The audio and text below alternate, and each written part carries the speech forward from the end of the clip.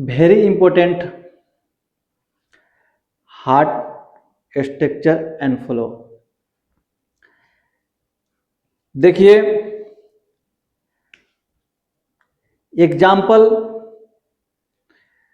मैं 4 भाई हूं और अपना सेपरेट मैं घर बना रहा हूं।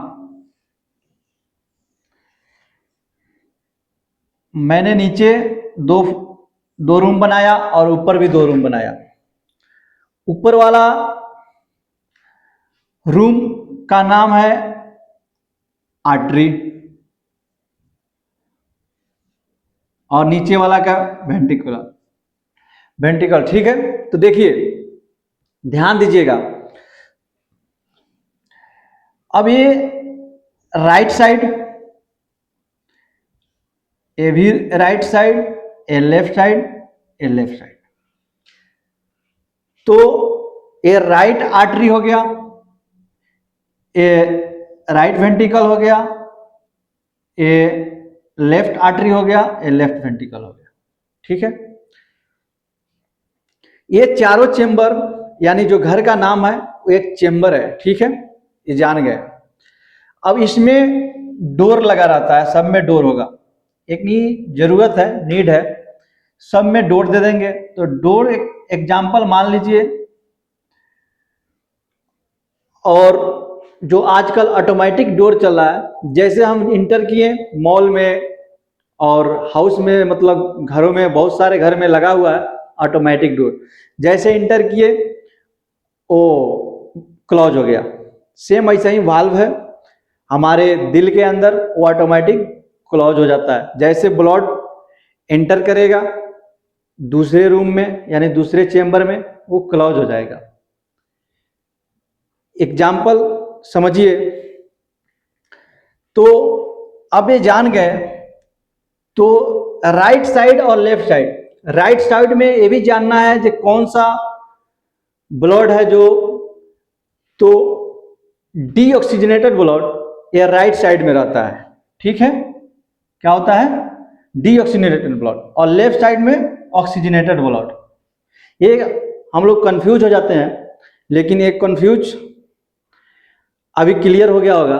ठीक है, और देखिए जब इसको, ये जो स्ट्रक्चर दिख रहा है ये सुपेरियर वेना केवा है, ये वाला है इंफेरियर वेना केवा।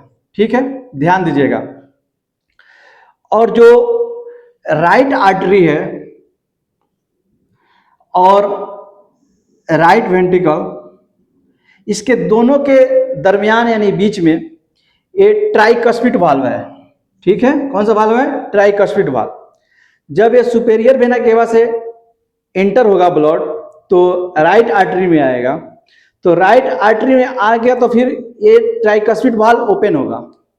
जैसे ओपन होगा राइट वेंट्रिकुलर में, जब राइट वेंट्रिकुलर में जब आएगा तो ये क्या होगा?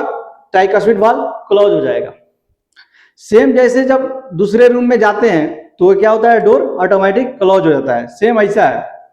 या जो प्लम्बर हमारे जो काम करते हैं पंप का, जो बिल्डिंग में पूरे पानी देते हैं, जो ऊपर टैंक में फ्लोर स्विच लगा रहता है और फ्लोट वाल्व लगा रहता है, जब ऑटोमेटिक जब जितना यूज कीजिएगा फिर वो ऑटोमेटिक फ्लोर स्विच क्या करेगा? और वाल्व क्लोज कर देगा।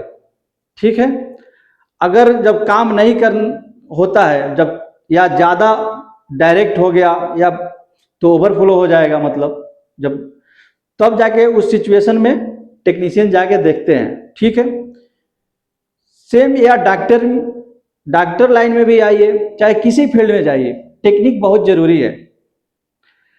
क्योंकि टेक्निक जानिएगा तो आपका फ्यूचर डेवलपमेंट होगा। ठीक है, तो ध्यान दीजिएगा। तो अब कहां पे है? ये ब्लड आया राइट वेंट्रिकुलर में। राइट वेंट्रिकुलर से कहां जाएगा? आपका जो ये वाल्व है पल्मोनरी, जो पल्मोनरी वाल्व है, जो पल्मोनरी अब आर्टरी में यहां पर जाएगा। ये क्या है? Pulmonary artery. अब यहाँ पे लंग्स है, लंग्स में जाएगा, क्या होगा? एक्सचेंज होगा। ठीक है, उसके बाद ध्यान दीजिए। तो पल्मोनरी वेन पल्मोनरी वेन से होते हुए कहां पे आएगा, ये लेफ्ट आर्टरी में, ठीक है। जब लेफ्ट आर्टरी में आएगा तो यहां पे होता है बाइकस्पिड वाल्व, ठीक है, या मिट्रल वाल्व बोल सकते हैं। तो ये ओपन होगा तो यहां पे आएगा यानी लेफ्ट वेंट्रिकुलर में, ठीक है। अब लेफ्ट वेंट्रिकुलर से कहां जाएगा, फिर ये जाएगा यहां पे आरोटिक वाल्व है, ठीक है, क्या है ये आरोटिक वाल्व है।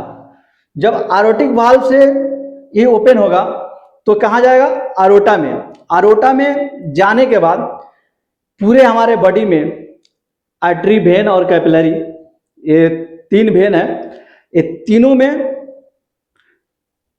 जहां जहां जितना जरूरत है उसके हिसाब से वो अपना मेंटेन करेंगे बॉडी को, और हार्ट को जितना जरूरत है उतना हार्ट पुश करेगा। अगर हम रनिंग लगाते हैं, जितना फास्ट दौड़ते हैं उतना फास्ट हमारा हार्ट बीट भी बढ़ने लगता है, ठीक है।